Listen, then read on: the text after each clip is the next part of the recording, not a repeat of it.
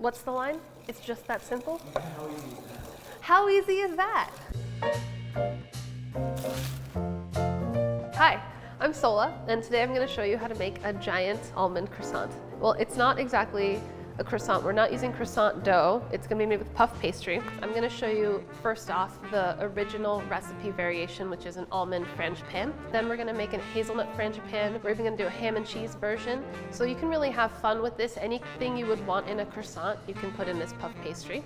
And it's really fun and easy, and the best part is that it's giant. The traditional almond croissant was a way to use up old croissants like from the day before. So they would split them open, soak it in a rum syrup, and then fill it with frangipane, top it with more frangipane, and then it gets baked. And it's like a great way to like revive an old croissant. And when I thought about this, I was just lying in bed and I wanted a really big one. So that's where this came from. And what's great is since you're just baking one big sheet of puff pastry, you're just slicing open one sheet of puff pastry. It's a lot faster, and since it's not a big thick croissant, we don't need to do a rum syrup. Since it's not a leavened dough, it's just laminated, it's extra crunchy. So it's like a croissant, but like even more crunch and flake. So we're gonna start with puff pastry. The best way to thaw it is to put it in the fridge overnight. It'll thaw really nice and gently. But if you forgot, no big deal. Pop it on the counter and just like keep an eye on it. Flip it over every few minutes. The counter is gonna absorb the cold, and you just wanna keep going until it's flexible, but it still should be very cold. If your puff pastry gets so thawed that it's not cold anymore, you're gonna lose the lovely layers. So then pop it back in the fridge and come back to it. Do try and find an all butter puff pastry. It's gonna have a much better flavor. It's gonna poof a lot better. Because this is so simple, there's literally two components. It's just frangipane and puff pastry. You wanna try and get the best puff pastry. So this has been thawed in the fridge overnight, so you can see it opens up really easily. It's really flexible, and we're just gonna pop it on our sheet tray. So if you don't take the time to thaw it, what's gonna happen is when you unfold it, it's gonna just crack and break. Okay, so I'm gonna bake this at 425 for 10 minutes, and then I'm gonna bump the oven down to 350 and bake it for another 20 to 30 minutes. And that seems like a long time, but puff pastry actually takes a really long time to fully bake through. We wanna make sure this is really nice and crispy, so that when we put our frangipane filling on the inside, it stays crispy. So while that bakes, I'm gonna mix together my frangipane. Super easy, we don't even need a mixer. So here I've got melted butter, sugar, and kosher salt. I'm gonna mix that up first, just so it comes together. We're not trying to like create air, it's not like a cookie dough. So it really doesn't matter how you mix it. I think you should just do whatever's easier for you. So if you wanna do this in a mixer, go for it. I'm gonna add my egg. Almond flour. Make sure you don't use almond meal, which has the skin still on it. It kind of makes the frangipane dry.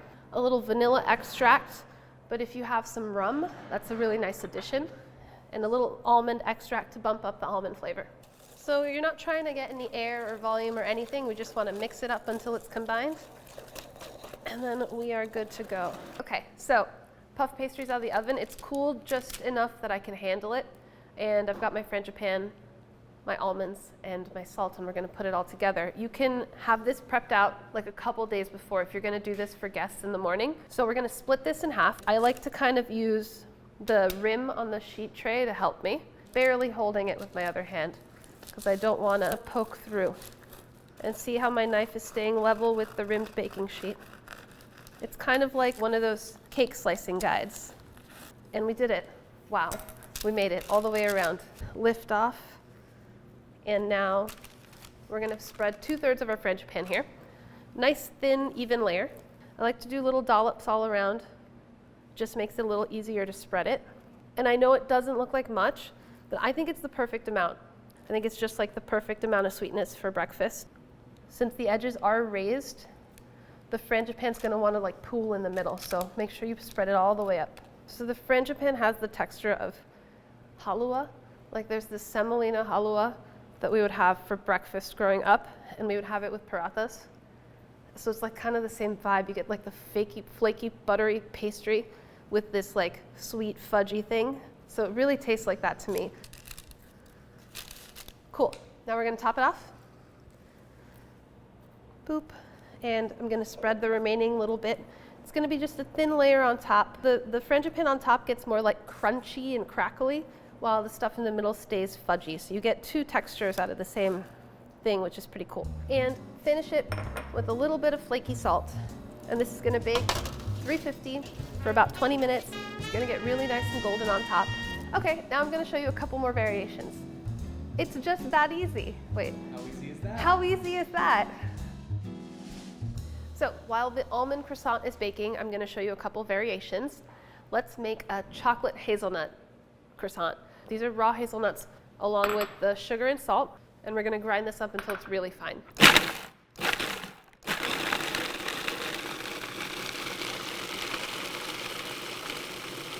Okay, so that's really nice and fine.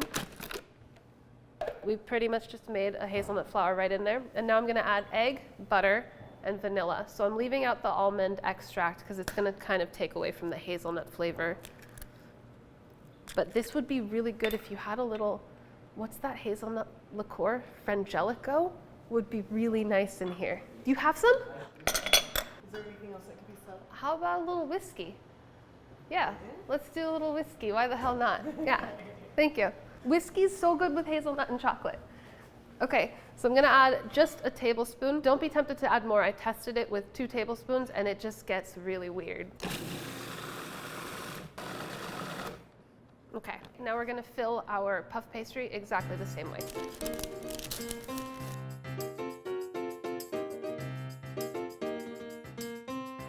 Okay, and then I have some chopped chocolate I'm gonna sprinkle on.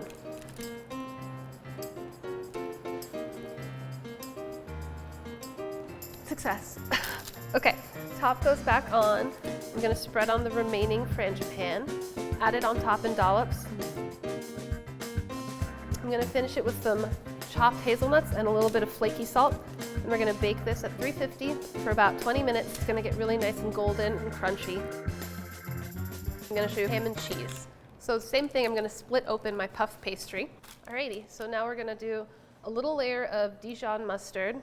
Just like with the frangipane, you want to keep it really thin and make sure you go all the way to the edge so that every bite tastes good.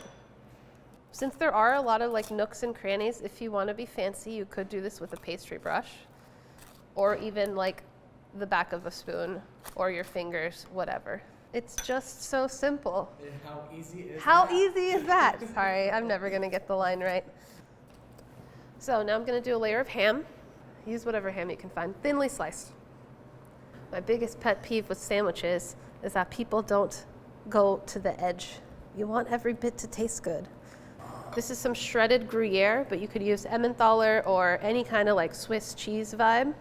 Nice thin layer. And we're gonna put a little bit of cheese on top and boom. So this is gonna bake in the oven until it gets really nice, golden brown and melty.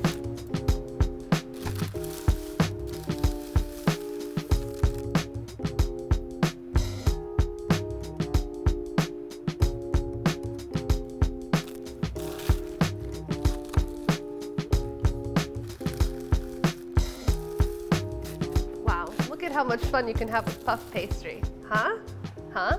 Almond croissant, chocolate hazelnut croissant, and cheese croissant. Cut this up to suit as many folks you have over. I think 8 is a nice portion. Everyone gets like a generous piece. Or I don't know, eat the whole thing, you know? I'm not here to judge you. Time to dig in? Okay, almond is the one I'm most excited for because it's the classic. And check out how crunchy this bottom is. The pastry's still really nice and crisp. You get a nice little fudgy layer of the frangipane, crispy nuts on top, and I love how messy and fun it is. A little savory interlude. That thin layer of mustard really cuts through all the richness of the puff pastry. You can taste the cheese. The ham didn't get dry. It's still nice and moist and flavorful and salty. This one's really fun. Now let's try our chocolate hazelnut one. This looks very rich. Still nice, perfectly crisp.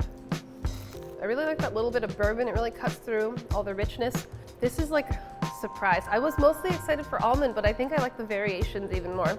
I hope you guys give this a try and also like get creative and try your own versions because like I think I surprised myself and these two are now my favorites somehow. I hope you guys try it.